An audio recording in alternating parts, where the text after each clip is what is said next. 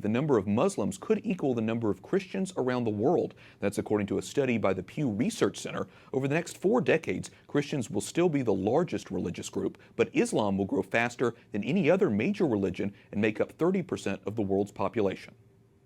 We're joined by Conrad Hackett, Associate Director of Research and Senior Demographer at Pew Research Center, to help us break down the study.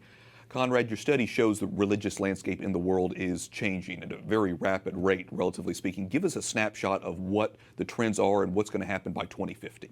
Well, the biggest pattern is that while Christians are the largest group in the world, Muslims are growing fastest, twice as fast as the world's population, about twice as fast as Christians, who are roughly keeping pace with global population growth. And in the decades ahead, eventually, we think that if we go out a little bit beyond 2050, that Muslims will eventually outnumber Christians when we get to about the year 2075 or so. It's very interesting. We have a graph that shows that we want to show. It gives you a little bit more detail about the population growth.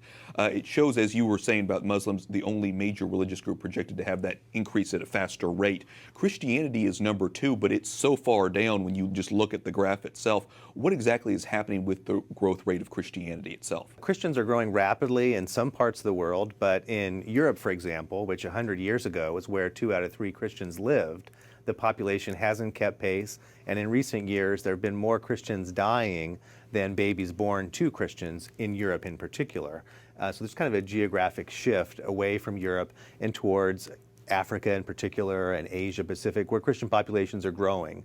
And the growth in those other regions is why globally Christians are outpacing all religious groups except for Muslims as far as growth goes. So it's a mix of a decline in some parts of the world, Western nations, as a share of the population, but then growth in the global South. One other interesting factor here in this study has to do with conversion from one religion to another and how that kind of factors in. Tell me a little bit about how you calculate conversions and what religions are growing in terms of converting. Yeah, we looked at survey data where people tell us the religion they were raised in and their religion today.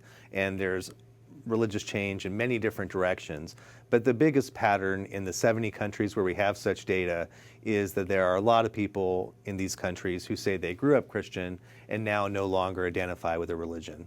And as far as other religions go, there's movement in and out, but the biggest movement is from Christianity to the ranks of the unaffiliated. Yeah, or the nuns, atheists, yes, that sure. kind of thing.